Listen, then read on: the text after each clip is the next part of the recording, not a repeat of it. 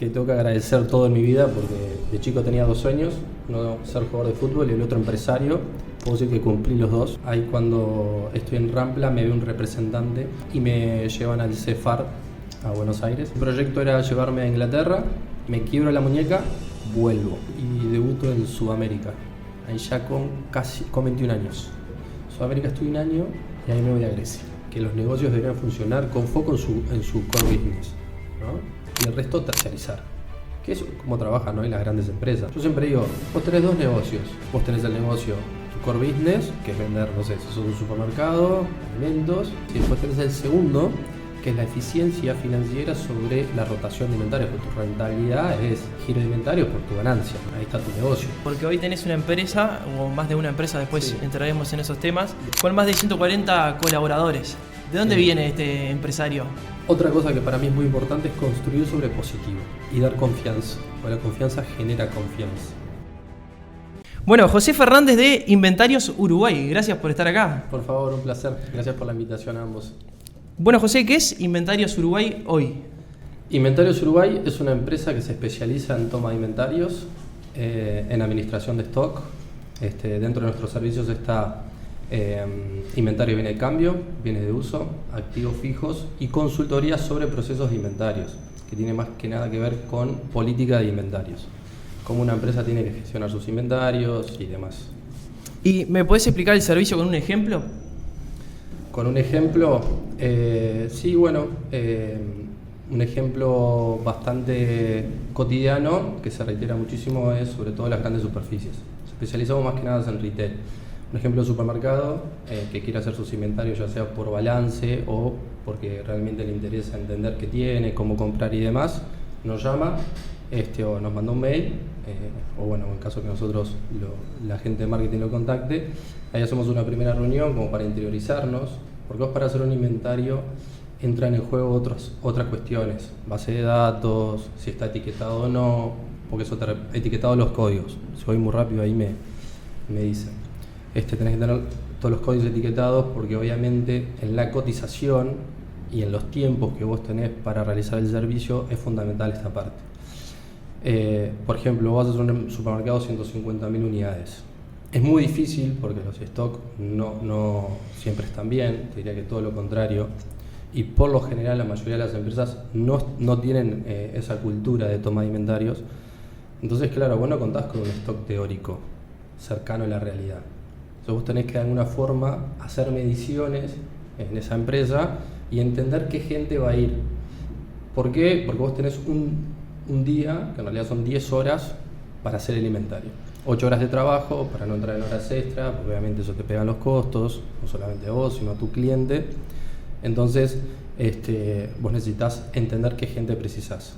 Después, dentro de tu metodología de trabajo, le vas abocando, no sé, por ejemplo, auditores, mapeadores, contadores. Si hay un problema grande con el stock teórico, es decir, si el cliente hace mucho tiempo que no hace un inventario, no recomendás ver diferencias, sino que vas más a una parte de auditoría. Entonces tenés como puesta a punto ir, tomar mediciones, charlar con la gente, con el cliente, a ver cómo se encuentra, ¿no? Su política de inventario, si es la primera vez que hace cuánto que no hace una toma de inventarios, y ahí vas tomando decisiones y vas acompañando al cliente, sobre todo en las expectativas, y que entienda que esto es un proceso. Porque cuestiones que suceden es que vos haces un inventario y le entregas la foto del día. Mira, vos tenés esto. El cliente te dice, ok, bárbaro, ¿qué hago con esto? Más allá de que obviamente te sirve para la parte impositiva, por si te cae alguna inspección o demás, pero después hay una gestión que hacer detrás. Por eso vos tenés que volver a hacer un inventario en el tiempo, no sé, en este caso, en este ejemplo, se recomienda al mes o a los 2 meses, donde ahí vas a poder calcular la merma. Eso también nosotros te la entregamos y te la podemos dividir por sector, por secciones, en plata, en unidades. Entonces vos ahí vas visualizando la problemática y tomando decisiones.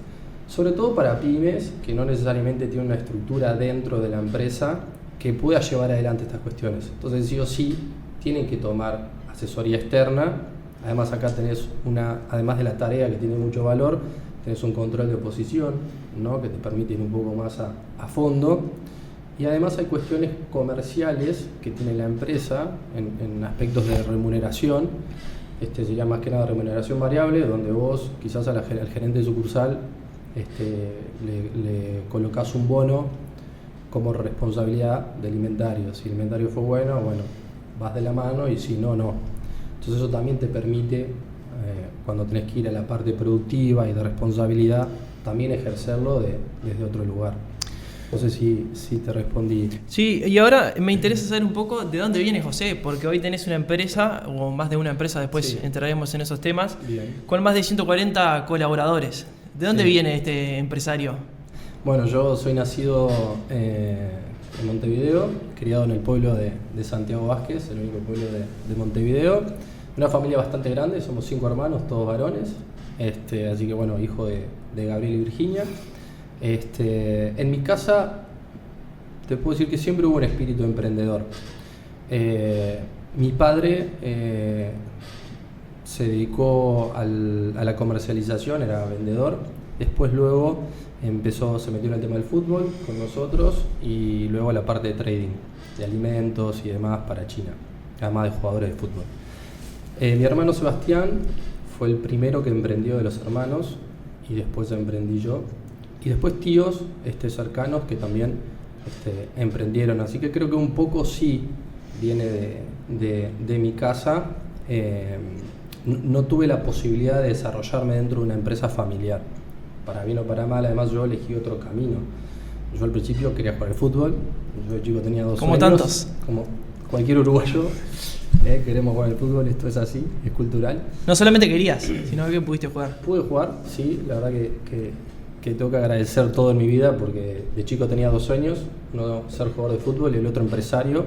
Puedo decir que cumplí los 2. Pero ya de chico tenías la... Sí. ¿Pero de chico de qué edad? Porque hay gente que nunca se lo cuestiona eso de tener una empresa o ser empresario.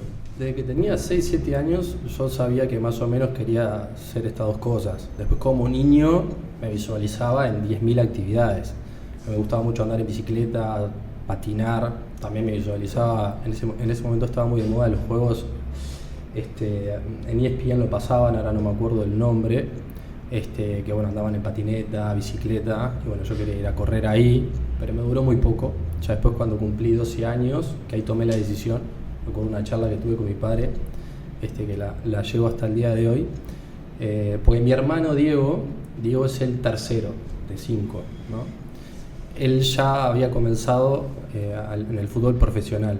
Fútbol profesional en Uruguay, yo lo entiendo, cuando vos entras en 7ª división con 13 años. Vos ya tenés una rutina de 2-3 horas diarias dedicado es como hacer un poco en la universidad del fútbol, a mejorar aspectos tácticos, técnicos, de movilidad, un montón de cosas que después te repercuten cuando llegas a primera. Entonces Diego fue el que comenzó, ¿no? Esto de tener hermanos grandes también estuvo bueno, porque ellos fueron como que abriendo el camino, ¿no? Mostrando distintos paradigmas, y vos de chico tenías esa posibilidad de absorber, que quizás ellos, por ser primero, no lo tuvieron tanto como yo. Creo que ahí está un poco la suerte. Entonces, mi hermano comenzó, me gustó, yo jugaba al fútbol, babyfútbol de los 6 años, entonces fui y le dije a mi padre que quería jugar. Y me acuerdo que mi padre me dijo, sí, claro, te vamos a apoyar, lo que sí tenés que entender es que esto es un compromiso que asume la familia. Lo único que te voy a pedir es que seas responsable con lo que vas a hacer, porque es un proyecto de familia. Por suerte siempre me dieron ese espacio para hacer lo que quería. Y ahí arranqué, hice divisiones formativas. Mi primer equipo fue River, después Wanderers, después tuve una fractura de tibia y peroné, que me costó un montón, 1 año recuperarme. Resumiendo un poco, terminé en Rampla, donde ahí Matosas me subía a la primera división. Se da justo que un representante me ve jugar. ¿Qué año más o menos eso? 2002, 2003. Sí, 2003 por ahí. No me Previo a la acuerdo. crisis, ahí. Sí. Cuna de la crisis. Sí, saliendo de la crisis, exactamente. Sí, 2003-2004. Otro fútbol uruguayo también. Sí, otro, totalmente. No, sí, las canchas eran muy malas, la infraestructura también muy mala. Hoy por suerte ha cambiado. Es lo de siempre, ¿no? Los chicos que ven ahora no han vivido toda esta etapa donde se han dado luchas y se han conseguido un montón de cosas, que está bueno también que la sepa, que esto no siempre fue así. La verdad que jugar al fútbol antes era mucho más competitivo, aunque tuviésemos menos herramientas, ¿no? Porque era mucho de vos. Hoy en día ya es como que tenés otra preparación que está genial, tenés otro acompañamiento, otra estructura, han cambiado algunos valores también. Me acuerdo que antes lesionarte era mala palabra, hoy ya se toma como parte de esto, del deporte. O sea, es un deporte que te exige la máxima, o sea, dar el 110% todos los días, absolutamente todos los días, con una presión bárbara de que te tiene que ir bien el fin de semana. Eso te lo conecto con, si bien después lo charlamos, con lo empresarial, porque obviamente yo me acostumbré a ambientes competitivos desde que tengo 12 años. O sea, todos los días, pretemporada, toma aspirantes y demás. Volviendo al tema, yo ahí cuando estoy en Rampla me ve un representante, un scouting en realidad, que trabajaba para un representante argentino, y me llevan al CEFAR a Buenos Aires. Tremenda experiencia, mi primera experiencia fuera del país. Me costó, la verdad, muy arraigado de la familia. ¿Edad? Ahí tenía 20. 20. Sí. Que me acuerdo que lloraba como un nene chico. Pero me sirvió un montón. Ahí el proyecto era llevarme a Inglaterra, me quiebro la muñeca, vuelvo. O sea, es como que, viste, en la vida te van pasando cosas. Van pasando cositas. Cositas. Hay que capitalizarlas. Pequeños avisos, ¿no? Señales. Como la película de Mel Gibson. Entonces ahí, bueno, tengo que volver, obviamente, porque seguir en el CEFAR, que además era un lugar bastante caro. El representante me dice, mira, creo que lo mejor es que vayas, te recuperes con tu familia. Bueno, ahí volví. Perdón, el CEFAR, era una... Es un centro de alto rendimiento en Buenos Aires. En ese momento estaba catalogado como uno de los mejores de Latinoamérica. Lo llevaba adelante en la gestión Coqui Raffo, un gran entrenador que creo que ahora está en City Torque. Tuvo un paso por el Elche, por Boca, entiendo también. Y ahí vuelvo y bueno, me costó un año recuperarme y debuto en Sudamérica. Ahí ya con 21 años. Sudamérica estuve un año y ahí me voy a Grecia, donde se abre otro capítulo de mi vida, que me cambió. O sea, Grecia para mí fue un antes y un después. ¿Cuánto estuviste ahí en Grecia? En Grecia estuve 5 años en total. Es un montón. Yo llegué con 22 y medio y me fui con 27 y medio. Llego, explota la crisis, una suerte tremendo. Llego en septiembre del 2008. Pero una cosa ahí capaz antes de seguir. Interrumpimos la entrevista para contarte que sigue vigente el decreto 268 del 20, que te permite presentar un proyecto de inversión con beneficios fiscales muy altos. Si tu empresa hizo alguna inversión en bienes de uso, como la compra de un vehículo utilitario, un galpón, una reforma de un local, una compra de maquinaria o alguna otra inversión, podés presentar un proyecto de inversión y obtener beneficios fiscales muy altos. Si te interesa saber más, puedes visitar nuestra web, que es www.lmconsultores.com.uy, o contactarnos al teléfono que figura en pantalla. Porque bueno, ahora vamos a ir a la parte esta que tocamos, de la parte de inventarios y de la parte empresarial tuya y de todas las líneas que tenés.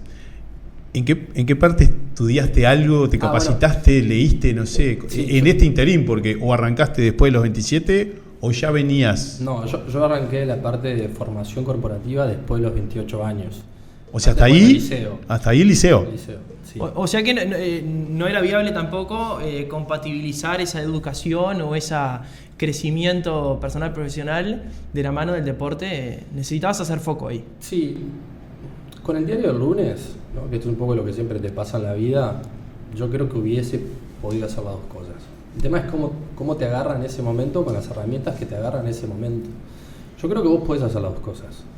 Obviamente, quizás no con la misma intensidad, porque el foco es importante en la vida, pero podés ir acompañando el deporte con esto. Yo en su momento tomé esa decisión, me la jugué, porque quería jugar al fútbol, perdón, era mi sueño, y entendí que era lo que había que hacer. Y yo creo que eso es importante, vos tenés que tomar decisiones y ser consciente. Yo dije, bueno, yo acá me la voy a jugar y después, si pasa algo, bueno, apretaré los dientes y le meteré. ¿Cómo era tu rutina? ¿Cómo era tu rutina en aquella época? Yo me levantaba a las 6 de la mañana, desayunaba, me iba a estudiar y ahí me iba a entrenar y volvía a las 9 de la noche.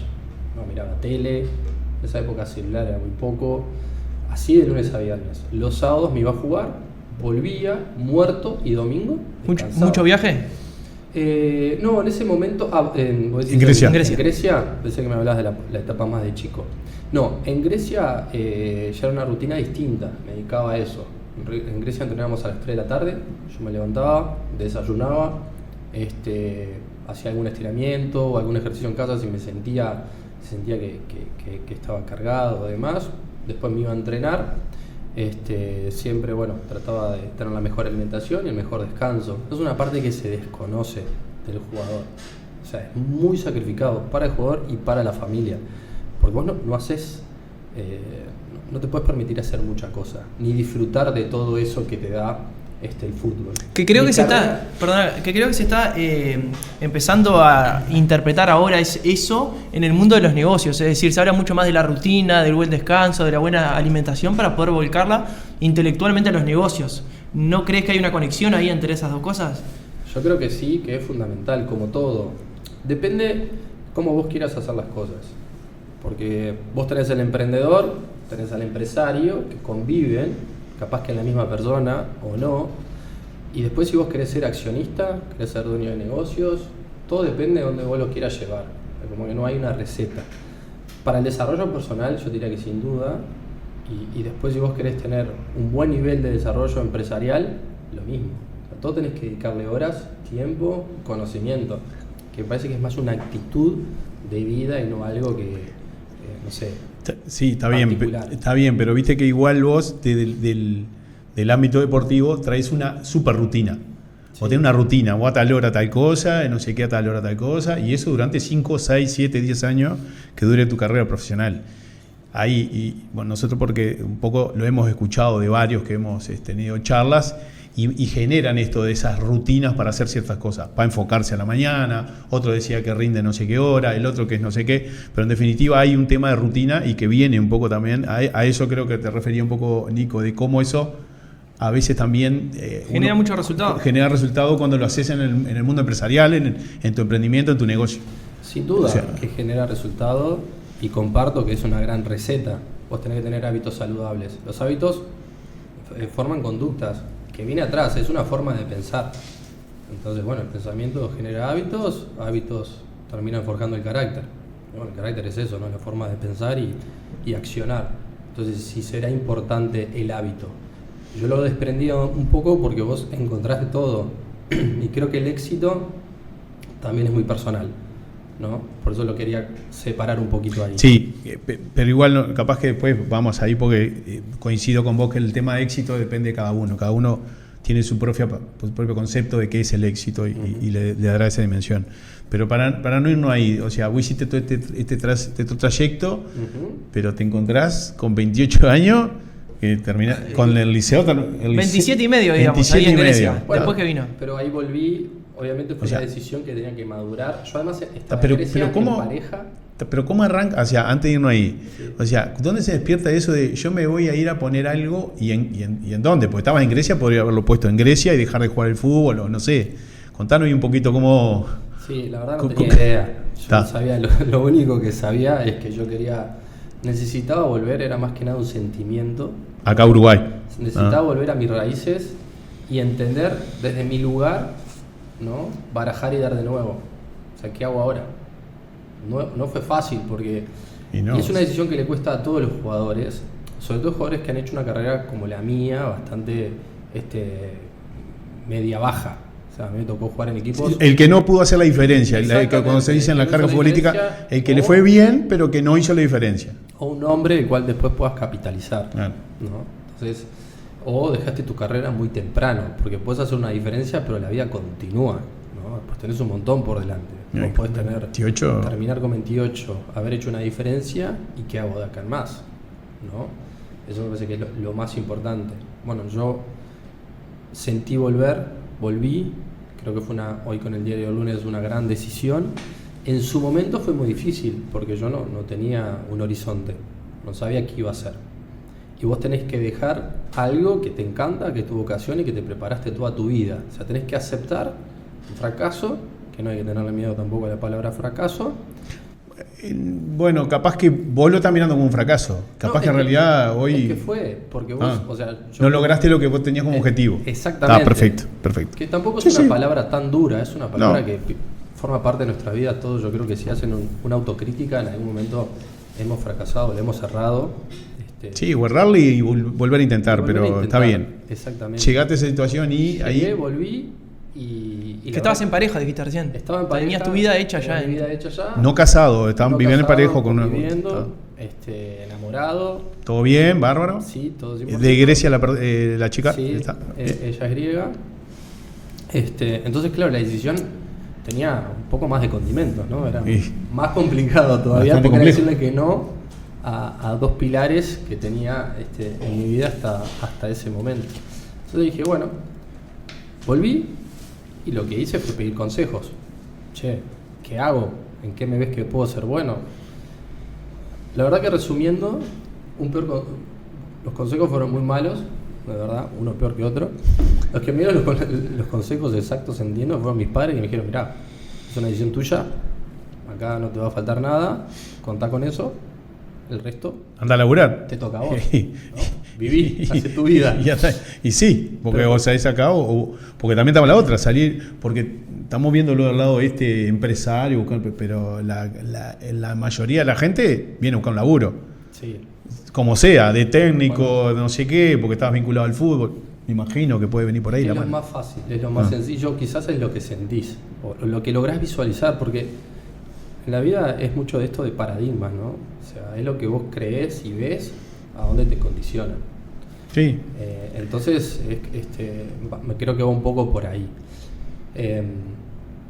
Yo en ese momento, obviamente, tenía que hacer mis primeras experiencias, pero fui por ese segundo sueño. Yo pedí consejos, pero yo tenía un objetivo. Yo creo que en la vida es muy importante tener un objetivo, el que sea. Pero tenés que tener un objetivo. O sea, te tenés que levantar con un propósito. Y mi propósito, dije, bueno, se acabó esta etapa, listo, voy a tener que hacer el proceso, voy por esta otra. Y ahí arranqué. Acá en Uruguay. Mi primer año. Yo me vine creo que en 2013. 2013. Sí, mi primer trabajo fue, que lo recuerdo con mucho cariño, fue vender cursos de telemarketing en Las Piedras, me acuerdo. Yo no sabía absolutamente nada, entonces tenía que conocer la parte comercial. Fue lo primero que dije, bueno, a ver, voy a conocer esto que es vender, y me metí ahí. Estuve un mes y medio, casi 2, y la verdad que me fue muy bien. La dinámica era una dinámica bastante complicada, porque vos tenías que ir a Las Piedras, hacías lo que se llamaba timbre, vos golpeabas las manos, salían los perros, era complicadísimo, salía la persona, que generalmente era la mamá, entonces vos tenés que coordinar con la mamá una entrevista a toda la familia para la tarde con el papá, para poder vender un curso de telemarketing con salida laboral. Imagínate en contexto esa situación, complicado, pero la verdad que me fue muy bien.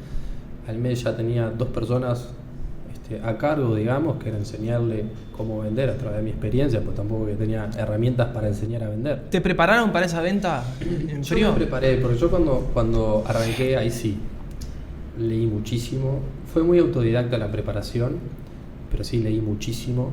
Libros que en su momento me marcaron un poco antes. Padre Rico, Padre Pobre, de Robert Kiyosaki. Yo creo que leer está buenísimo porque esto de paradigmas que comentaba antes es lo mismo, o sea, te lleva a otro lugar y te muestra un montón de herramientas que quizás no sabías que estaban ahí, a la mano, y te las desarrolla, te las explica y vos las podés visualizar mucho mejor. Entonces, con estas herramientas salí. Al mes y medio, bueno, para mí ya estaba el proceso. Dije, bueno, esto ya está, yo quiero otra cosa, ya aprendí que sé vender. Ahora para mi empresa, para mi sueño, ¿cuál es el segundo paso? Y en mi mente, en su momento, lo que yo visualizaba era, dije, está, listo, voy a una empresa de software que debe tener toda la estructura, era lo que me imaginaba. Siempre a través de la experiencia fui, ¿no? Y bueno, mandé CV, me llamaron de una empresa, fui, quedé, para mi sorpresa, porque obviamente no esperaba quedar con el cargo de vendedor con una empresa uruguaya que ya hacía mucho tiempo que estaba, o sea, lo que vendía era ERP, ¿no? Sistema de Gestión Integral. lo que para mí en su momento era complejo. Después ya no, pero ante esa complejidad igual me animé, dije acá voy, quedé y empecé a trabajar. Ahí aprendí un montón, la verdad, y a los 6 meses ya sentía que tenía mi techo. Entonces empecé a buscar trabajo con este objetivo nuevamente de mi empresa. Ahí por intermedio de un amigo me dice, che, ¿sabes que tengo una persona que está buscando a alguien como vos? Si te interesa hablo y que te entreviste. Sí, dale. Me hizo 5 entrevistas, me acuerdo, y quedé. Fue una fábrica de desarrollo de muebles, de equipamiento comercial y doméstico. Yo no sabía nada, o sea, melamínico, escuadra, tornillo, 0. Arranqué, me acuerdo que el primer mes no pegaba una, no entendía nada, hasta que agarro y le digo... ¿Qué rol tenías ahí? Vendedor corporativo. Y le dije a mi jefe, che, mirá, vamos a lo siguiente. Yo vengo, te laburo de 9 a 18, como siempre, le voy a mi casa, meriendo y a las 8 me voy a las instalaciones, porque se fabricaba y de noche se instalaba. Le dije, quédate tranquilo que no tenés que pagarme nada. Hecho, así fue. Entonces empecé a ir a las instalaciones y empecé a aprender un montón. Entonces yo después, cuando tenía que hablar con el cliente, le podía trasladar la experiencia, las cuestiones que sucedían, como que tenía otra visión más profunda y podía conectar un poco más con lo que nosotros queríamos comercializar. La verdad que eso me sirvió un montón y me posicionó dentro de la empresa. Yo al año ya quedé como gerente comercial, todo se me dio muy rápido igual. Gerente comercial con incidencia en la administración, o sea, controlaba, o sea, la parte comercial era mía y miraba un poco administración, que sí era el tema de la facturación y demás con de la empresa, con los clientes. Ahí estuve un año, al año me asignan otro proyecto, donde mi jefe, el dueño de esta empresa, comienza un proyecto paralelo de eficiencia energética y energías renovables. Y me mete como gerente comercial de esta nueva empresa. Me acuerdo que fuimos a Argentina, mi jefe no hablaba inglés, yo sí, a charlar con el coreano, y nos trajimos la marca LG en representación para iluminación vial. Más el desarrollo propio, que se tenía una marca blanca en todo lo que era la transformación de energía, donde estaba en su momento incandescente y bajo consumo y se cambiaba a LED, más que nada para el hogar y demás. Ahí estuve 1 año y medio, suceden cosas, las empresas se funden y ahí me quedo sin trabajo. Y digo, pucha, ¿otra vez? Un punto igual que me... también. Sí, Nico. Un punto ahí que me resultó interesante es que en definitiva vos de entrada ya querías hacer una venta real, querías saber cuál era de primera mano la necesidad del cliente, querías ver ese mueble instalado para después asesorarlo sobre algo que realmente le iba a servir a ese cliente. Me parece un diferencial eso. Sí, y lo vimos en varios de los emprendedores y empresarios que tuvieron acá, que no miraban el corto plazo. O sea, me trae varios casos que fueron, che, mira, yo necesito aprender de esto, y uno le decía, yo me quedo a dormir acá, necesito ver cómo era esto, porque al otro día tengo que vender, porque tengo que hacer, y no iban atrás como de el dinero de corto plazo. Tal cual. Y un poco lo que comenta José es lo mismo, o sea, él dijo, che, mira, yo no estoy pudiendo vender acá, y como que da un paso adicional sin mirar que le pagaran, que le pagaran la hora extra, que no, estaban mirando otra cosa. Esto es lo que nosotros te podemos decir de esto, es que lo hemos visto en varios. Hemos visto en varios que hacían cosas diferentes al resto, porque seguramente eso, capaz no puedes contar, ¿era común que alguien lo hiciera en la empresa? No, y bueno, para nada. Y bueno. Pero creo que es algo que todos deberíamos de tener. Y ahí nos metemos en temas complejos que tienen que ver con la educación y cómo se te enseña, ¿no? Y cuestiones que podrían aplicar en la facultad o no. O sea que hoy en día es como que todo se externaliza y es como que la persona debe recibir todo de afuera. Y yo creo que no. Yo creo que todo tiene que salir de vos. Es mi experiencia y es mi pensar. Después obviamente que precisas ayuda y herramientas. Ahora, la actitud tiene que ser tuya, ¿no? De poder aportar valor. Si vos estás en un lugar, ¿no? Que es la ley del mínimo esfuerzo, eso internamente y a la sociedad no ayuda. Está bien, pero ahí te está yendo un tema capaz más general. Estamos hablando acá de la persona y el emprendedor, y nosotros acá vamos al... Eso fue lo que te diferenció también. Y bueno, pero puede ser un tema que quizás se pueda educar, coincido con vos, que se puede hacer, o se puede conversar desde el punto de vista del área de la educación, de cómo instrumentar esas cosas para hacer más gente de ese tipo, pero hay algo que se trae, porque... no sé, sí, no y creo hemos que visto eso un poco en varios. Sí, es verdad. Y creo que es un tema de interpretación también, ¿no? Porque muchos pueden pensar que están regalando horas y capaz que vos pensabas que en realidad lo estabas invirtiendo en vos, en aprender, en crecer como ejecutivo, como profesional, como lo que sea, y que evidentemente lo pudiste capitalizar después. Sí, que eso se enseña, creo, y después la persona toma la decisión, pero tiene que entender que hay distintos caminos y que, bueno, el que quieras recorrer está perfecto, pero tenés que entender a dónde te lleva cada camino. Eso es lo que yo intentaba por ahí comentarles. Yo entendía que este camino me llevaba a mi sueño, que era esto de tener mi propia empresa. Yo la verdad no trabajaba por plata, si bien todos necesitamos plata para vivir, yo trabajaba por un propósito, por un sueño. Y eso me dio herramientas, porque es difícil cuando vos salís a trabajar o lo que fuere, solamente mirando esa parte, ¿no? Qué es lo que voy a ganar y qué limitación tengo y me quedo acá. Eso repercute en tu psicología, ¿no? Sí, ¿no? Y tu forma también de cómo encarar cada cosa, cada trabajo, cada emprendimiento. Sí, un poco el libro que citaste ahí al principio de la charla, la anécdota inicial habla un poco de esto, ¿no? De invertir primero en horas de trabajo y en aprender y en aprovechar eso y después capitalizarla, lo capitalizás en el futuro. Exactamente. ¿Y cómo llega ese inicio de ese sueño? O sea, ¿cuándo arranca ese...? Bueno, después de esto que me quedo sin trabajo, tengo ahí un par de acciones de emprendedor, pero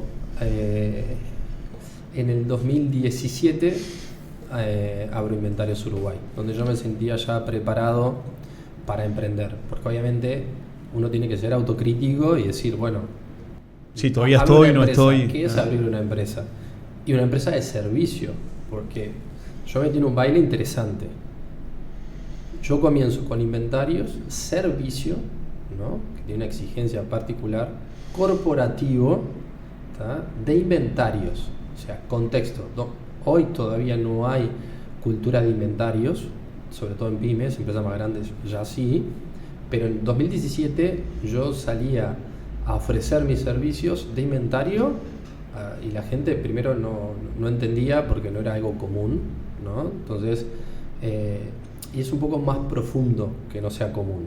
Primero, la aceptación del servicio, ¿no? Yo tuve que hacer un trabajo muy grande de convencimiento. Segundo, vos para armar... ¿Tuyo o al cliente que atacabas? No, al cliente, o sea, el cliente no... ¿Vos ya estabas convencido que quería vender el servicio de inventario? Sí, para mí inventarios iba a ser un gran diferencial y lo va a seguir siendo y cada vez más hacia dónde va el mundo. Convengamos que somos contadores y somos agradecidos que el servicio se brinde. La verdad, dimos por casualidad en algún cliente que tenía el servicio y para nosotros nos soluciona, no te puedo servir, pero es determinante y sobre todo en algunos tipos de clientes que tenemos, el tener bien valorizado el inventario. Después ni que hablar que entramos en el tema de los procesos y cómo eso se mantiene en el tiempo y cómo se hace más fácil y cómo se mete todo en el mundo que maneja Inventarios Uruguay para poder dar ese servicio y demás. Pero desde el punto de vista nuestro como estudio contable, como consultora, sí, clave. Es clave. No, clave. A mí me gustaría hacer una pregunta ahí antes, es que ¿cómo surge esto de ver la necesidad que falta este servicio en el mercado? Porque yo me imagino que capaz que en algún momento estuviste del otro lado. Yo lo pienso así, ¿no? No solo somos contadores, llegamos a una empresa en la cual tiene un inventario muy informal o no lo tiene, y ahí no solo decimos, che, faltaría un servicio de esto. Pero en realidad acá vos venías de un mundo, entiendo yo, totalmente diferente al nuestro. ¿Cómo viste esa necesidad en el mercado? Y agrego un punto más para cuando prepare la respuesta, José. De hecho, muchos nos decían, che, ¿ustedes nos hacen los inventarios? Claro, y nosotros nos miramos con Nico y decíamos, no, este viaje de hacer un inventario nos pasó con una barraca enorme, una manzana entera en la cabeza nuestra. Imagínate que decíamos, preparé este inventario, olvídate, o sea, está. Y un poco le disparábamos a ese tema de entrarle a ese servicio, porque nosotros vendemos otro tipo de servicio. Evidentemente es una especialidad. Sin duda que es una especialidad. Sí, ahí está bueno el punto, porque es algo que yo no mencioné. yo tengo la posibilidad de trabajar en una empresa que voy como gerente general, donde brindaba un servicio parecido, ¿no? Entonces yo ahí empecé a visualizar el tema del inventario. Fue mi primera experiencia como gerente general, me gustó muchísimo. Tuvimos nuestras diferencias desde el punto de vista de cómo hacer las cosas y del servicio. Fue una experiencia muy corta y ahí fue donde yo visualicé que esto podía ser muy bueno. Yo lo que hice fue modificar algunas cuestiones y llevarlo para otro lugar. Ahí fue donde yo conocí el tema de inventarios, y te agradezco la pregunta porque es muy buena. Y ahí empecé a investigar, empecé a formarme, porque es todo un mundo en el cual el expertise de inventario no se accede mucho. Es más, si querés, quizás hoy en día hay un seminario o un curso, lo podés hacer, pero no hay una carrera que te especialice en toma de inventarios, entiendo, o algún seminario en particular. Sí lo tocan desde la estructura, eso obviamente que sí, ustedes lo saben muy bien, de cómo afecta, ¿no?, a la parte impositiva, financiera y demás, pero entiendo que no tanto sea ese lugar. Por eso es que no hay una conciencia de la importancia de la toma de inventarios en tu negocio, que es como, yo siempre digo, vos tenés 2 negocios, hablando de clientes, ¿no?, de empresas de bienes de cambio. Vos tenés el negocio, tu core business, que es vender, no sé, si sos un supermercado, alimentos, ¿no?, si es una farmacia, medicamentos, y después tenés el segundo, que es la eficiencia financiera sobre la rotación de inventarios, pues tu rentabilidad es el giro de inventarios por tu ganancia, ¿no? Eso, ahí está tu negocio. Cuanto más eficiente seas en eso, mejor. Además te pegan el servicio, no puedes quebrar stock, ¿no? Mercadería en vencimiento, si voy y compro vencido, yo ya para mí te pierdo la confianza, ¿no? La parte impositiva, yo pago los impuestos sobre algo que después nunca vendí. Aspectos de procesos que tienen costos muy grandes, ¿no? La cadena de abastecimiento sobre el producto es de las cuestiones más caras que tiene el producto al final del día, y todo eso lo podés optimizar con una buena gestión de inventarios. Entonces, fundamental. Y yo fue un poco lo que quise hacer con el servicio. O sea, me tocó hacer un trabajo bastante grande de convencimiento y que se entienda la importancia del inventario. Y ganar confianza, porque vos como cliente, ¿no?, o como persona que recibe la toma, estás muy expuesto. Porque vos decís, ok, bárbaro, y si no me lo haces bien, yo ya tengo un problema. Venís vos, no me lo haces bien, me multiplicás el problema por 2. Y ahí tengo que salir yo a solucionar mi inventario de forma interna, sin la gente, porque no tengo gente para eso, obviamente. Yo utilizo mucho el ejemplo de 2 vasos, ¿no?, y agua. No sé, tenés el agua, figura la capacidad operativa que vos tenés, y el vaso son las necesidades. Entonces las empresas funcionamos con un agua que no llega, si la voy a mover de un vaso al otro, no llega a colmar la necesidad 100% operativa. Siempre estoy ahí, por un tema de costos y demás. Ahí es donde entramos nosotros, ¿no? Yo no tengo capacidad operativa para hacer la toma de inventarios, contrato una persona, un servicio de outsourcing, que venga y me lo haga. Entonces, volviendo un poco a la línea de tu pregunta, fue eso. O sea, tuve esa experiencia desde ahí, luego hice todo el trabajo de convencimiento, de entendimiento, y bueno, de a poquito fui encontrando la confianza en los clientes. Armar la estructura fue un desafío increíble, porque te voy a poner un ejemplo bien gráfico. Decimos, che, vamos a ser socios, el día de mañana decimos, che, vamos a abrir una tienda de ropa. Vos precisás la estructura para la tienda de ropa. Sistema, el que quieras. ¿Cuántas tiendas de ropa va a haber acá? 100.000. Encargado de tienda, 100.000, 2 turnos, 200.000. Vendedores de tienda, el que quieras, ¿no? Proveedores. Bueno, acá hubo que desarrollar todo.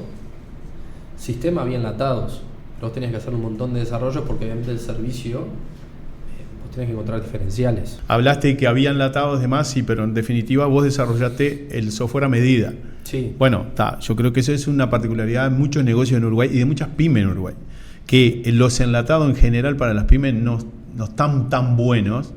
pero también depende del cliente que está recibiendo las cosas. En este caso vos eras el dueño de este proyecto y decidiste ir de una por un desarrollo de software, o arrancaste con un enlatado y después ya fuiste queriendo hacer modificaciones. ¿Cómo se dio esa situación de entrarle el software? Sí, no, yo arranqué con lo que había.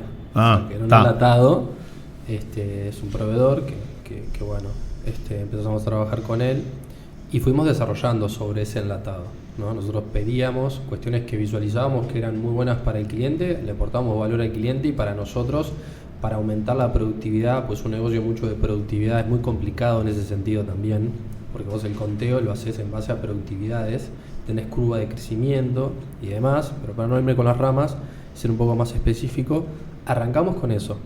Y nosotros al proveedor le íbamos pidiendo que nos hiciera desarrollo y fuimos invirtiendo muchísimo.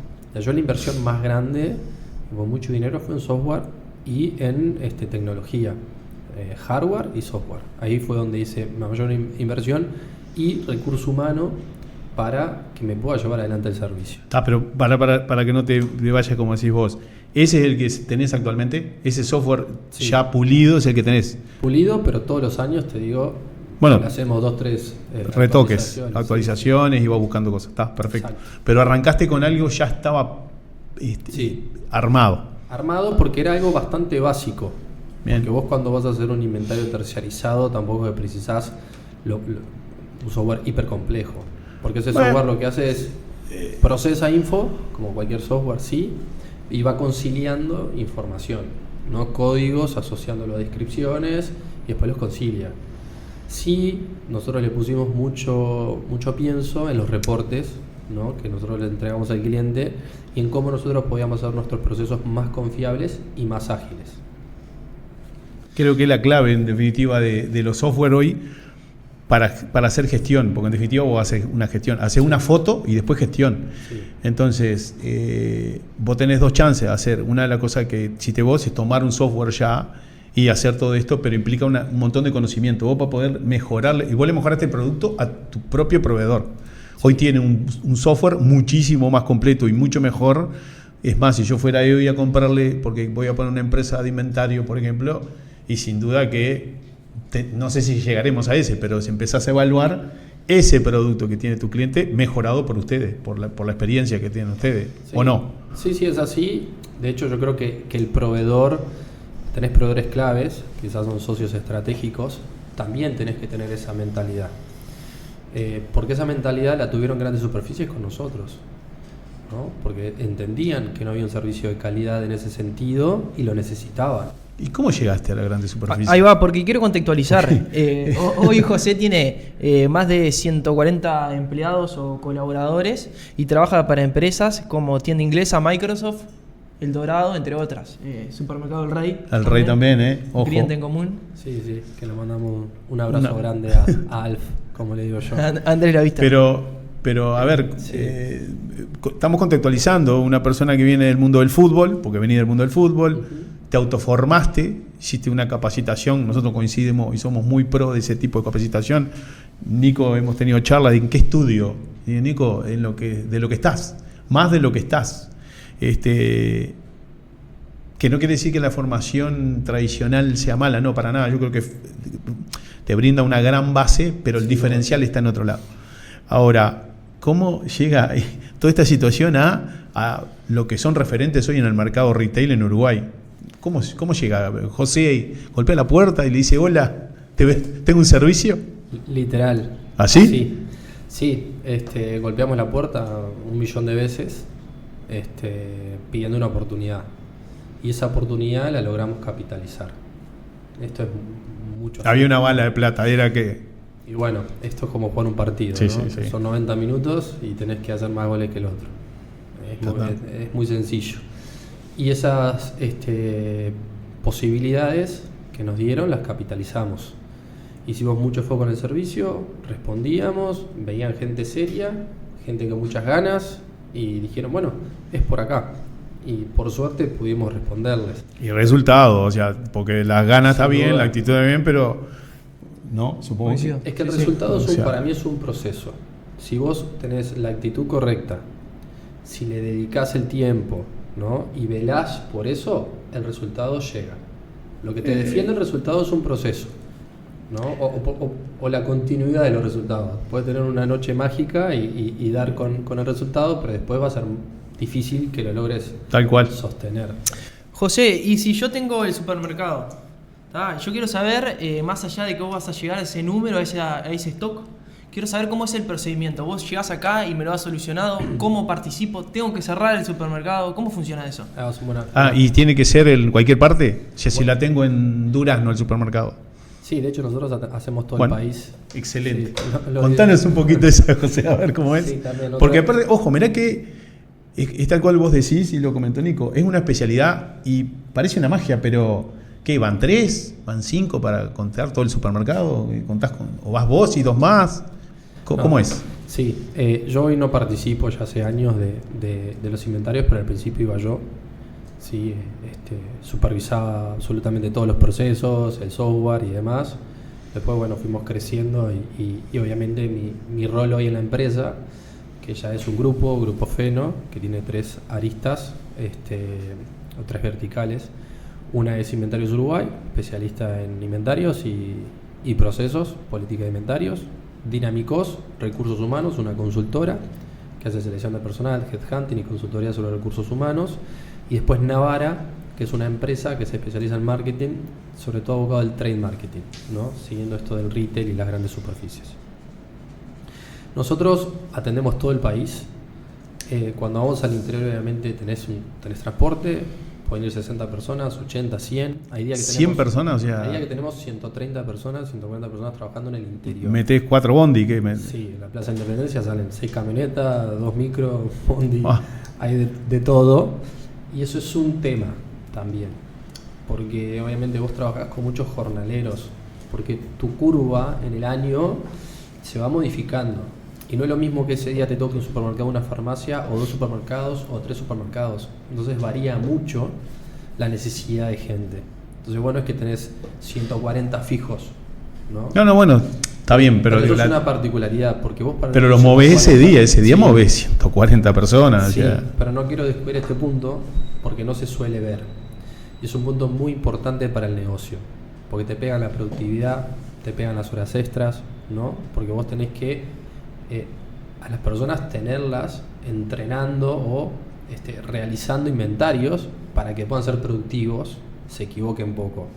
Entonces nosotros, como logramos ese volumen grande, sí, por procesos, por forma de hacer las cosas, nos dio un diferencial. Porque es difícil también que vos quieras hacer un inventario y no sé, consigas una consultora que te ponga 40 personas y vas y lo haces. Lo van a hacer, pero no con la calidad que nosotros lo hacemos. Eso es un diferencial muy grande que nosotros tenemos y por eso lo quiero resaltar, porque es la dificultad del servicio. Yendo a la pregunta de Nico, nosotros no es necesario que cierre el supermercado. De hecho, no queremos que se cierre el supermercado porque entendemos que afectamos a la rentabilidad de nuestros clientes y nosotros queremos que nuestros clientes nos miren con buenos ojos. Si tiene que cerrar, el supermercado está abierto en general todos los días del año, 7 por 24, 365. Entonces, no es necesario cerrar, no importa dónde esté. Necesitamos si una persona, obviamente con el perfil de si surge alguna consulta, tenga la información y pueda avanzar. Las preguntas por lo general que necesitamos es que nos diga, che, falta este código, bueno, este es el número correcto, esta mercadería no se cuenta porque es un remito o está en tránsito, así no afectamos el inventario. Y más que nada para esas cuestiones. No necesitas mucha gente tampoco. Es una tarea que nosotros la llevamos adelante el 99% nosotros, valga la redundancia.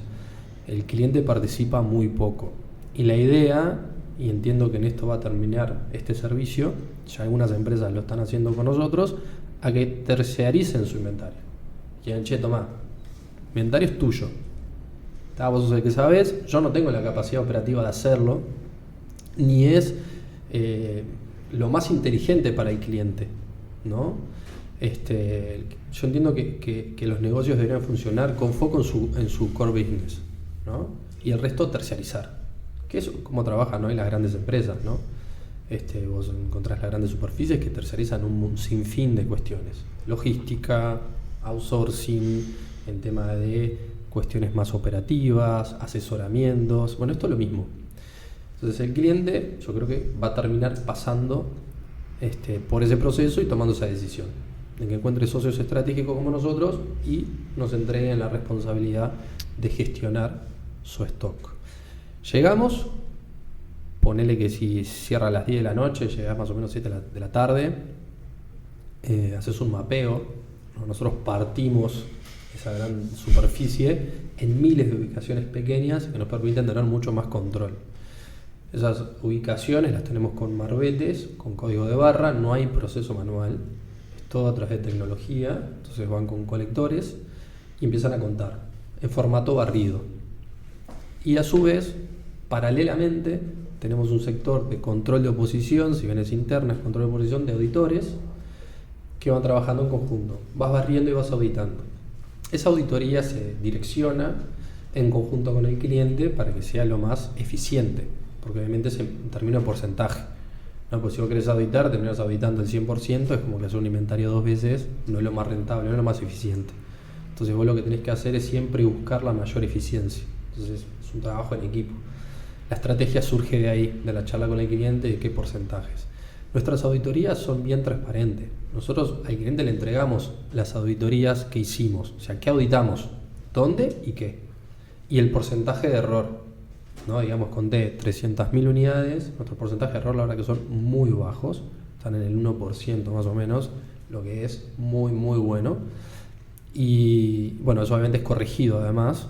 Pero cuando decís error, ¿a qué te referís un error? Porque yo veo un paquete de arroz y un paquete de arroz. Claro, no, pero vos tenés errores, porque son seres humanos contando. Sí, con el colector que va leyendo los códigos, va sí, y vamos a hacer el supuesto que todo el codificado anda bien. Sí, igual te equivocás. Porque es no, es una pregunta. Te cañaste 2 veces el mismo paquete. Pero está bueno porque hay que ser consciente de eso, ¿no? Bien. De que somos seres humanos trabajando. Pero ¿cómo te das cuenta que contaste 2 veces? O sea, ¿dónde está el error? El error está en que pasa el auditor y quizás omitiste un artículo, ¿no? Y además después tenés un tercer paso que es la vista de diferencias. Tenés conteo, auditoría y vista de diferencias. En esa vista de diferencias nosotros hacemos un filtro por dinero y por cantidad y se van a ver las unidades más importantes, y ahí tenés un tercer filtro que te garantiza, ¿no? Este proceso, que la toma de inventario fue buena y que el resultado fue muy bueno.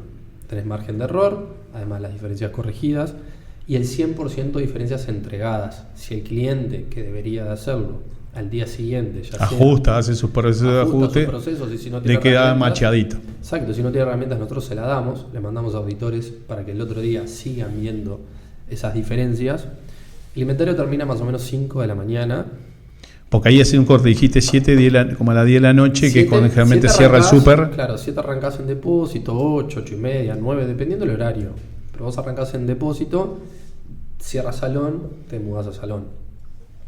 Entonces, no complicas la operativa. Que hacen todo el conteo en salón. Todo el conteo y en 8 horas lo tenés. Está. Una cosa que a mí me surge como duda, y acá es como por la deformación profesional, digamos, ¿cómo carancho cuentan la carnicería y la panadería? Sí. Dame que aparte es una valorización fuerte en la carnicería, ¿no? Hay plata fuerte ahí. Sí, además servicios. ¿Cómo hacen eso? O sea, 3 tiras de asado, 2 chorizos, ¿cómo haces ahí? Es que es un buen punto, porque hoy en día las grandes superficies se diferencian desde el servicio. Servicio es esto: carnicería, roticería, panadería, fiambrería, nosotros ahí contamos generalmente con una persona del local, ¿no? Que conoce bien la mercadería, las pesamos. Nosotros ahí somos un control de oposición en conjunto. Hacen como un conteo en conjunto. La persona cuenta, va pesando, qué código es tal, visualizamos la descripción, perfecto, sí, estamos hablando de ese producto, lo pesa y nosotros damos fe de que está la cantidad. Así que ahí termina el trabajo, después lleva un procedimiento interno para llegar a ese número de stock. Ahí a las 5 de la mañana. A las 5 de la mañana le entregamos el resultado, ya pronto para impactar. Okay. Lo que hacen es un correo que se le manda un archivo de impacto, varios archivos, ¿no? Donde hay información que nos pide el cliente, hay análisis, dependiendo de lo que el cliente quiera. El cliente recibe ese correo, se lo pasa a sistemas actualiza la información, impacta y ya trabajan con stock real al siguiente día. Eso obviamente te afecta a los pedidos, ¿no? Al abastecimiento, a las compras y demás. José, y una pregunta cortita. ¿Qué tan accesible es este servicio? No voy a hablar económicamente de cuánto vale, pero sí de qué tan accesible es para ese dueño de supermercado que tiene costos más o menos promedios, versus esos costos promedios. O tamaño. ¿Qué tan pagable es? O tamaño, porque hablaste de 140 personas, supongo que tiene que ver con el tamaño de la sucursal o del supermercado. Pero, o la cantidad que haces en el día. Ahí está. Sí, a mi forma de entender es muy accesible y la experiencia lo dice. Entonces es un tema de paradigma, ¿no? Vos a veces decís, a ver, ¿cuánto me vale este inventario? Toda esta plata junta, que tampoco es mucha. Nosotros tenemos un formato comercial que cobramos por unidad, asociamos el costo a la unidad. Porque la persona tiene que tener un control sobre su inventario. El tema es que eso no lo concientiza, es un costo oculto, digamos. Vos ese costo lo tenés. Y vas a ahorrar un montón de dinero haciendo inventarios. Lo que pasa es que es difícil medirlo, porque no tenés músculo. O sea, las pymes no tienen músculo para hacer esa medición. ¿Y vos evangelizás? Porque yo te sigo clarísimo, porque a ver, vos con nosotros estás con el socio estratégico. Nosotros te precisamos a vos y vos en cierta medida nos vamos a precisar. Porque nosotros tenemos muy claro eso. Nosotros sabemos que asesorando bien a un cliente desde el punto de vista de cómo tiene que estructurar su operativa, financiera, logística, liquidación fiscal, proyecto de inversión, asesoramiento, liquidación de sueldo. Cuando vos le haces buen asesoramiento, él se está ahorrando, pero a veces millones de pesos y cientos de miles de dólares. Cuando valorizas bien el stock, sin duda que también. O sea, es parte de lo mismo. Nosotros tenemos súper claro. El tema es, y nosotros le diríamos, no, loco, no dudes 2 segundos en valorizar tu stock. Ni un segundo dudes. Porque aparte te permite determinar tu rentabilidad de forma correcta, determinar cómo te está yendo en el mes a mes, que muchas pymes no saben cómo le van el mes a mes, y que es donde un poco nosotros a veces intervenimos. Y una variable que nos falta es a veces la valorización de stock. Entonces, ¿cómo evangelizás? ¿Hasta qué punto llega? Che, mirá que lo que yo te vendo está bueno y no, ya lo sabemos, pero ¿cómo haces esa conversa con el cliente? Bueno, eso ha sido un proceso. Al principio era más que nada, sí, convencer, evangelizar, 100%, constantemente, buscándole la vuelta para que el cliente entendiera los beneficios que tenía. Como todo es un proceso. Hoy en día no hacemos tanto esa parte porque la necesitamos menos. Pero sí, yo cuando llego a un cliente, lo primero que quiero entender es cómo trabaja, si alguna vez es un inventario, si no, si tiene políticas de inventario, si tiene entendimiento de qué es un inventario, ¿no? De cómo está su base de datos, ¿no? Y le explico los beneficios que eso tiene. O sea que muchas veces cuando vos no lo ves o nunca lo hiciste y tenés un pensamiento de que bueno, ahora voy a tener que gastar esta plata en esto, no, mejor lo pongo en otro lado, ¿no? Siempre las pymes tienen el bolsillo apretado, la sábana corta y tienen que ir tomando decisiones. Tratamos de hacerle entender que eso para su negocio es fundamental, que no es un servicio más. O sea, es un servicio que le pega en absolutamente toda la estructura de la empresa, en los costos, ¿no? En el servicio, en la compra, en la venta, en absolutamente todo, los impuestos, y que es un servicio que se paga solo realmente. Lo que pasa es que, claro, el problema está ahí, no tienen la capacidad de medir. ¿Y qué tan frontal sos en ese punto? Es decir, che, vos necesitas este servicio. Depende a quién tenga enfrente. Yo ahí coincido con vos. A ver, a mí me pasa y a veces peco un poco por mi forma de expresarme, que a veces no es la más correcta por expresión. No es lo que siento, pero a veces sale así medio... Pero en un momento le digo, lo que pasa es que estás... Y ahí es donde Nico creo que apunta un poco esto, cuán frontal o con cuán directo sos para decirle... Nosotros hemos aprendido... asertiva, ¿no? O sea, la comunicación asertiva es eso. Vos tenés que comunicar, pero tenés que tomar en cuenta los sentimientos y la forma de pensar de la persona que tiene enfrente. Yo estoy muy seguro, pero bueno, tengo que empatizar y entender los momentos. Nadie quiere darse un tiro en el pie, ¿no? Partamos de esa base. Yo solo entiendo. Y trato de ir convenciendo de a poco, porque yo sé que te va a beneficiar. Yo eso estoy seguro. Estamos muy alineados con la forma de lo que comentaste. No, creo que en un punto lo tenés que decir. Che, vos, esto es para vos, lo necesitás. Claro. Sí, el tiempo... A ver, en algunas cosas nosotros, yendo a eso mismo que vos decís, le decimos, escuchá una cosa, en este momento vos estás obligado a hacer esto. ¿Me entendés? Entonces, el mensaje es el mismo. ¿Me entendés? Creo que acá va un poco allá, estamos hablando comercialmente cómo encaramos las cosas, pero le decimos, no, pero ya no es un tema de necesidad esto. Estás obligado, o sea, no hacerlo es perder un montón de dinero. Sin duda. No. José, ¿y cómo empezás a delegar? Porque vos hablaste que al principio ibas vos, después empezaste a formar equipos. Tenés una visión muy interesante ahí del liderazgo y demás, que lo publicaste en LinkedIn y también lo tenés en alguna entrevista. Contame un poco cómo es bajarlo a tierra eso, sí. Y transmitir ese valor tuyo y que lo empiecen a transmitir terceros dentro de tu empresa. Sí, bueno, eso lo traigo un poco del deporte colectivo, competitivo, que me parece que es lo mismo, que en ese sentido hay un paralelismo muy grande con las empresas. Y creo en eso. Entonces yo desde que comencé, o sea, que traigo, entonces lo plasmaba y lo quería llevar a cabo desde ese lugar. Era algo que me salía. No tuve que hacer un esfuerzo en ese sentido, porque ya lo traía. Y además creo que lo más importante es eso, es mentalidad colectiva sobre la individual. Hay una metodología muy interesante que es Lego Serious Play, que te plantea básicamente estas dos cosas, ¿no? Primero, que en el hacer están las respuestas, y que por lo general también la respuesta la tiene el equipo y no el jefe del equipo. Y como yo siempre me visualicé armando unidades de negocio y gestionando, vos tenés que tener equipo, ¿no? Y el fútbol eso me lo dejó muy claro. Si la línea, no sé, estás jugando un partido, la línea de 4 no está funcionando bien y vos sos zaguero y el lateral izquierdo no tiene un buen día, si vos querés hacer el trabajo lateral izquierdo te va a costar un poquito. Primero haz el tuyo, ¿no? Motivá, tratá de que esa persona no se caiga y pasás. Después ajustás.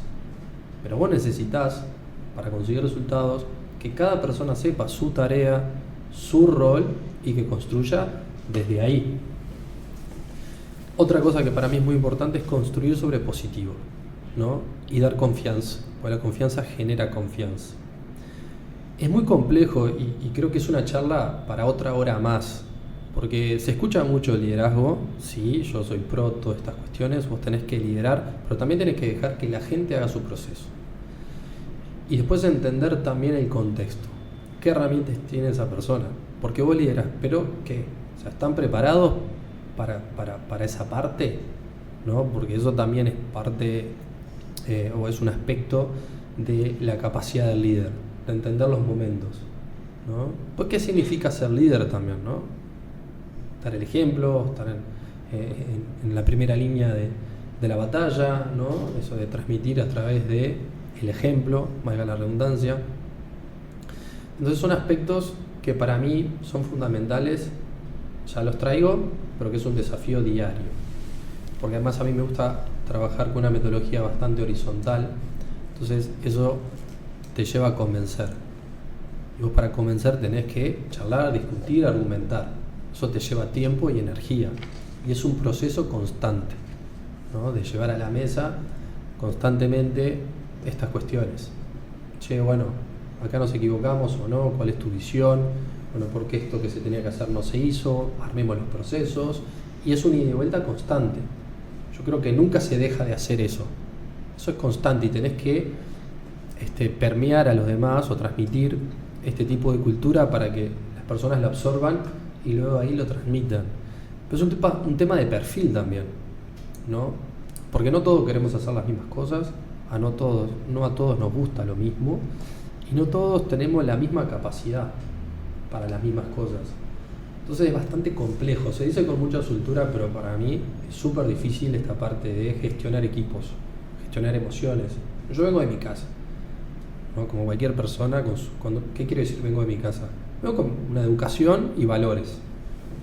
Y un grupo que es conjunto de personas alineadas por objetivos y valores, ¿no? Entonces, yo voy a trabajar, tengo que de alguna forma alinearme con vos, con tu cultura de trabajo, con lo que vos querés, cómo haces las cosas, ¿no? El medio es un medio que está bastante diversificado, digamos. No encontramos, creo que es difícil también encontrar un medio automatizado o estandarizado, ¿no? Cada empresa es un mundo, tiene sus desafíos y la rentabilidad manda. Entonces, vos cuando le hablas a una pyme de liderazgo positivo y un montón de cuestiones, imagina, bueno, ¿quién paga la cuenta? ¿Y cómo hacemos? ¿No? Porque el costo más grande casi siempre está en el recurso humano. Hay una visión de recurso humano bastante pobre, ¿no? Se lo visualiza más como un gasto. Para mí es un activo. Pero bueno, el recurso humano, ¿cómo llega a la empresa? Y cada vez con más carencias. Lamentablemente es así. Entonces las empresas nos hemos transformado en agentes socializadores. Y eso te exige un montón. Y vos como empresa no estás preparado para eso. Entonces te genera costos, dolores de cabeza, incertidumbre. Y comentabas ahí un poco lo de las empresas que no están preparadas para esto. ¿Cómo te seguís formando? ¿Y qué crees que en lo que deberías seguirte formando o te aspirarías a seguir formando? Bien, yo como objetivo, otro sueño que tengo es poder emprender en San Pablo. Mi familia vive en San Pablo. Entonces es como que tengo ese sentimiento, esa necesidad, ese sueño, llámenlo como quieran. Eso a mí obviamente me plantea desafíos y estrategias. Formarme, te diría, en muchas cosas, muchísimas cosas. Pero a mí me gusta la gestión y la estrategia. El resto, armar equipo con especialistas mejores que yo, más inteligentes que yo en esas cuestiones. Yo hoy tengo metodologías, ¿no? Una vez al mes me junto con empresarios. Bueno, ahí te corto. Compartimos un poco esa experiencia en Vistage. Compartimos esa experiencia. Bueno, pero a ver, es una realidad. Lo conocimos. Ahí nos conocimos en Vistage. Me pareció un caso para plantear muy lindo el de José. Es un buen concepto. Hay otros, ¿no? Vistage es uno, pero entiendo que hay otros más. Hay varios. Es una buena metodología porque te encontrás con pares, ¿no? que plantean cuestiones, con coach, que vas aprendiendo un montón. Y yo en ese sentido sí tengo mentores. Obviamente el año que viene, que lo quería hacer este año y no pude, lo voy a hacer el año que viene, que es un seminario, entiendo, curso de gestión de directorio en una universidad bastante conocida, que creo que es algo que me puede dar bastantes herramientas. Pero charlo mucho con gente que sabe un montón, porque obviamente yo algunos procesos ya los hice y yo tengo que tomar decisiones, ¿no? para mis objetivos, cuáles son las herramientas que yo necesito y en base a eso plantear la estrategia. Igual, pero igual, perdona y que te corte. Sí. No lo visualizo de este lado. Yo creo que eso es formarse, el integrar este tipo de grupos, porque es verdad que capaz que no es que tenés curricularmente que rendir un examen, pero el examen es tus pares que están ahí, que muchos son exitosos, se plantean casos y se resuelven sobre la vida y se generan compromisos. Entonces, quiera o no, necesitas prepararte para eso, tener reuniones. No, y le da también una solución a una necesidad que nosotros hemos visto, que es un poco la soledad del director, ¿no? De la toma de decisiones, y en eso de que nosotros tratamos de participar con nuestros clientes, de decirle, estamos también para ayudarte en la toma de decisiones. Creo que Vistage da un poco esa solución, ¿no? De poder conversar con pares y no sentirte tan solo en ese cargo. Sí, la solución te la da el concepto, que es un concepto de tener una persona de muchísima experiencia, porque vos en un grupo gestionás emociones. El diferencial está ahí, para mí, en la gestión de las emociones. Gente que ha hecho su proceso, que es padre de familia, la mayoría, que tiene sus empresas, entonces como que ya han hecho su recorrido de vida. Ahí creo que un poco es la capacidad que tenga el chair de gestionar esas emociones y cómo son tus compañeros, ¿no? Lo que hace al fin, ¿no? De cómo vos te vas de ahí, cómo te enriqueces. Pero es el equipo el que te da eso. Vistage está buenísimo, me encanta, hace 4 años que formo parte, pero yo siempre le doy mucha importancia al concepto que es Vistage, ¿no? Eso lo quiero resaltar y darle mucho énfasis, porque es lo mismo que yo hago en mi empresa. La formación de autodidáctica es fundamental, sobre todo hoy en la era de la información, que la tenés en libros, en YouTube, en un montón de cuestiones.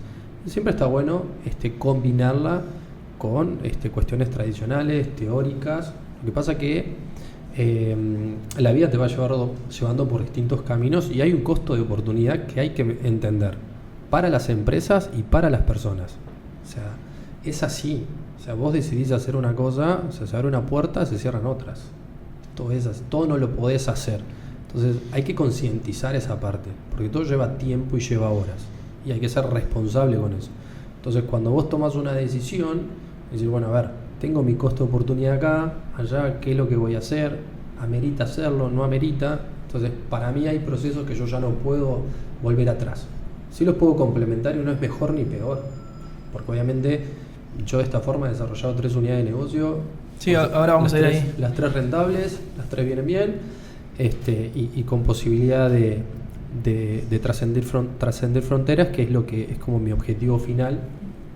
Pero sí, por supuesto que recomiendo que cualquier persona que pueda hacer la universidad la haga, pero que entienda de que va mucho más allá de eso. Okay.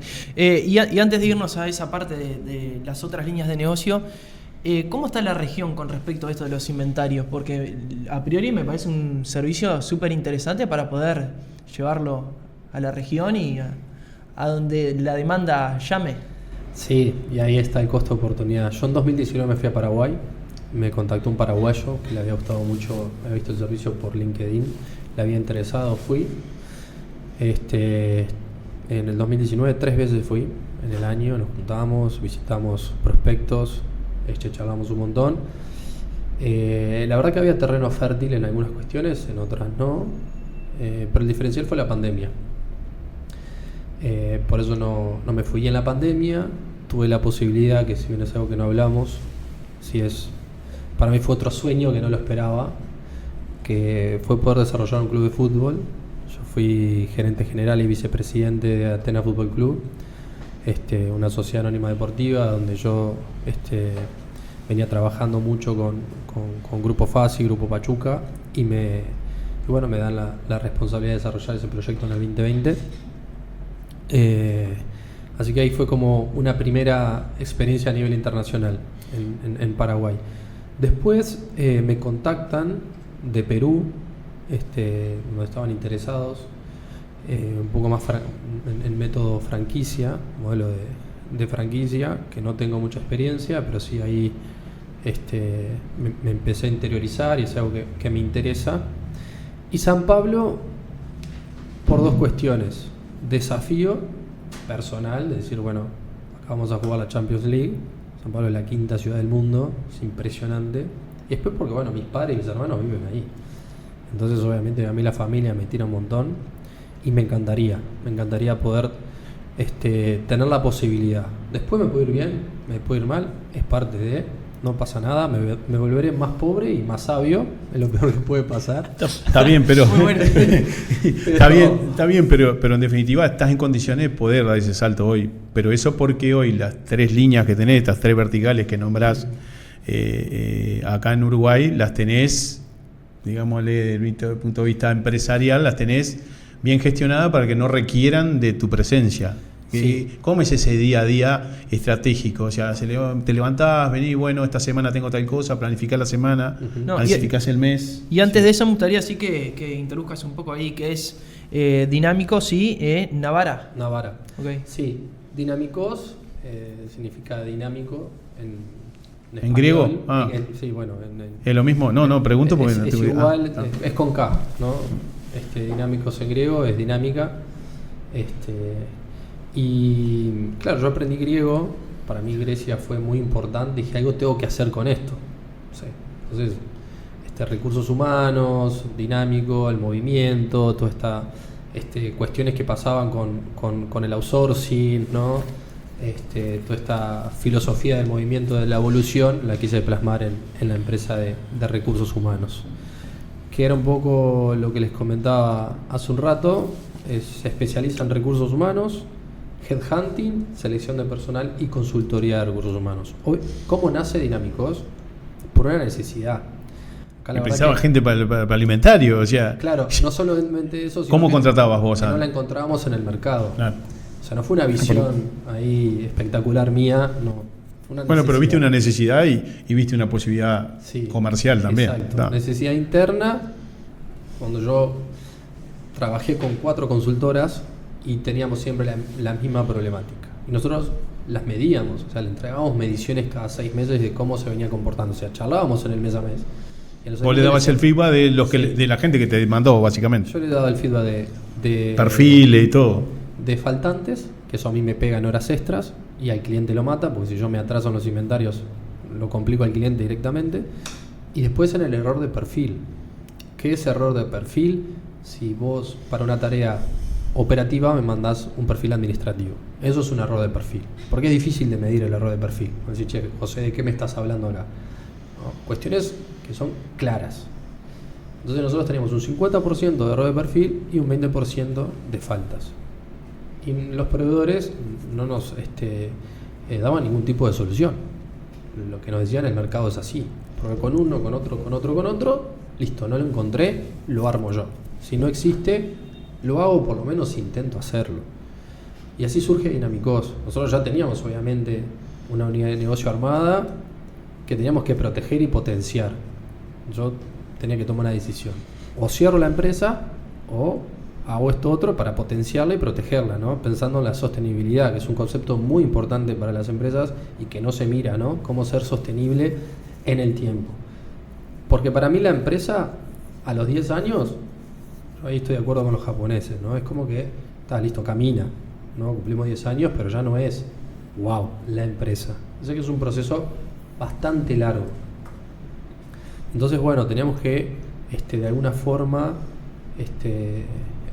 asegurar el negocio a futuro. Y así surge Dinámicos, tenemos una facturación que sabíamos que podía potenciar y le fuimos dando herramientas, contratando equipo, buenos perfiles, y la verdad que viene funcionando bien. Navarra surge como una necesidad también y una autocrítica. Yo nunca hice marketing en ninguna de las 2 empresas. Es como ir contramano en esto, ¿no? O sea, che, no comunicás, ¿cómo vendes? Lo hacía más de forma individual. Mi marketing era llamar yo a los distintos lugares, presentarme, contar el servicio, ¿no? Y reunión. Mi marketing era reunirme todos los días con alguien diferente y cada 2 semanas golpear la puerta y ser insufrible, insoportable y que asocies que, bueno, de alguna forma esto lo tenías que hacer. En esa autocrítica, bueno, hoy ya la empresa hace un montón de cosas y no las está comunicando. O sea, somos líderes en el mercado de inventarios, tenemos los mejores, no sé si los mejores, pero los más grandes clientes. Esto tenemos que empezar a capitalizarlo.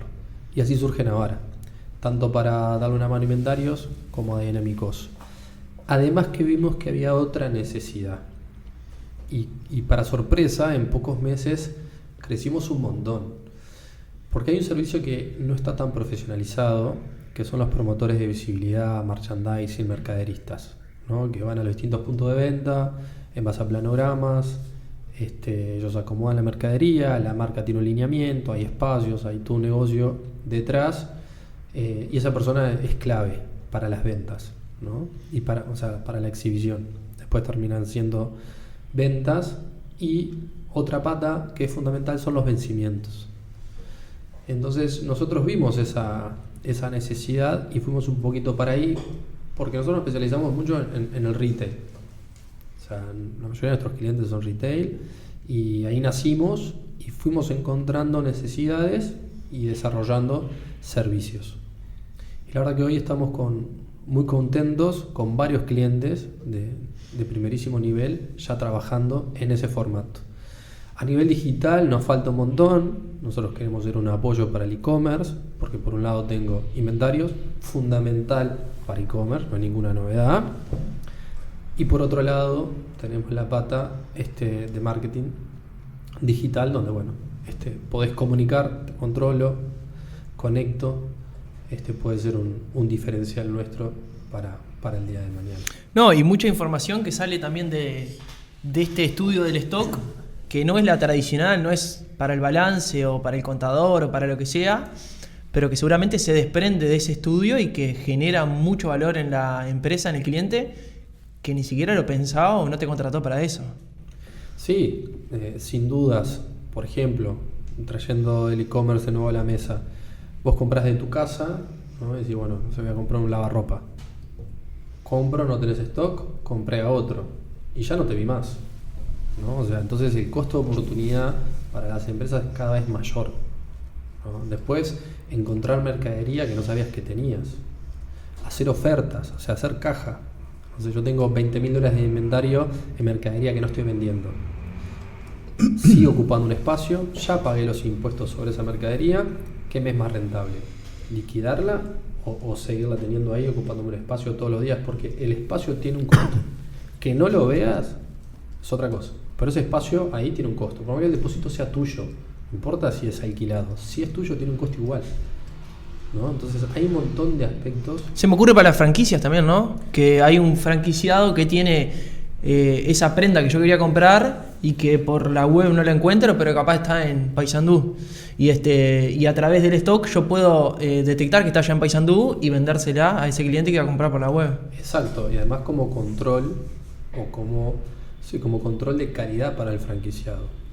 Supongamos que esas tiendas son tuyas y vos tenés una tienda en Paysandú y vos le exigís al franquiciado que haya inventarios porque te da tranquilidad a vos y mantenés la calidad de tu servicio, ¿no? Entonces trasciende solamente cómo le va al franquiciado, sino para quien franquicia tener esos controles que sabes que tu marca va a seguir teniendo la calidad que vos querés y te va a permitir aumentar esa eficiencia, esa gestión. Cualquier cosa que hoy se haga con análisis te va a generar valor, ni que hablar que en el área de los stocks. Pero cuando empezás a generar estos datos bien armados, bien colectados, limpitos los datos, y empieza a generar... Certeros, sí, por eso. Tienen que ser ciertos, tienen que estar en un momento justo aparte, en un momento determinado. O sea, de nada vale tener el inventario así a tal fecha cuando vos lo necesitas capaz para hoy para generar una cantidad de cosas de este tipo que decía José. Entonces, y ahí ya te vas un poco, me salgo si quiero de la parte de inventario, sino que en cualquier lugar donde hay datos es importante tenerlos bien verificados. Y ahí va la parte de hacer el inventario, tomar ese inventario en el momento justo o como procedimiento. Entonces, ahí empieza a jugar esto de qué pasa después con esos datos. ¿Qué es lo que le está pasando al stock? Ese producto no rota, no se está moviendo, está quietito de acá. Pero hasta que no lo visualizás, y ahí voy a una segunda parte. ¿Tenés o tienen en la actualidad en el software herramientas de visualización de datos?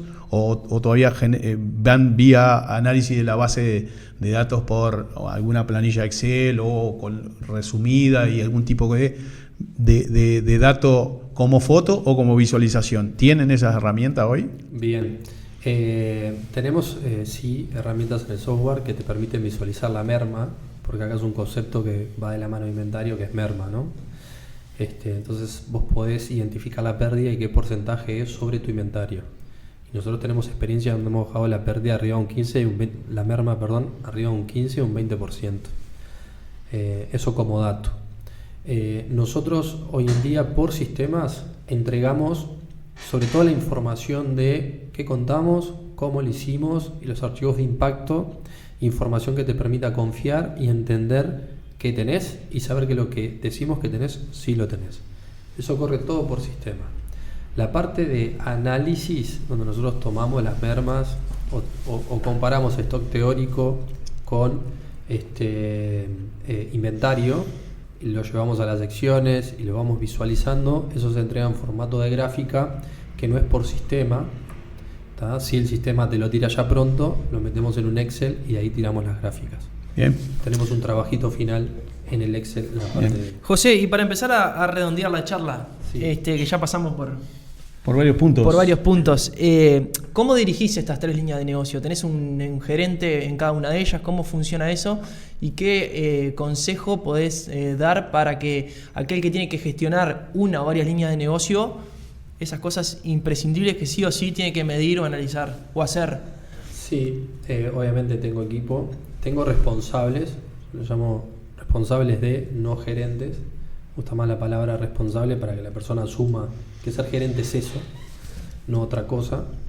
Y la verdad que son perfiles, primero, con buenos valores, que es lo único que no negociamos.